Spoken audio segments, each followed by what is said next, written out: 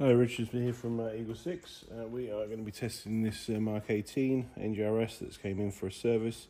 So we've stripped and rebuilt this. We've also removed this front rail and then refit the front rail.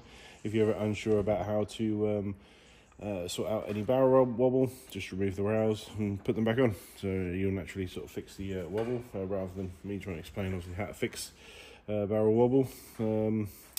So what else did we do? We got the R-Hop. We also had a from Sonic. So we've also got the new stock tube. We had them in stock, so took the opportunity to put a new one of those on there. We replaced the end cap that was broken.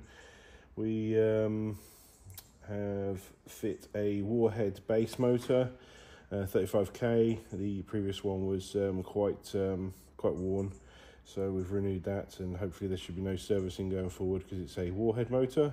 We've also got a new FPS piston and FPS piston head, and we've also done the FPS cylinder head as well.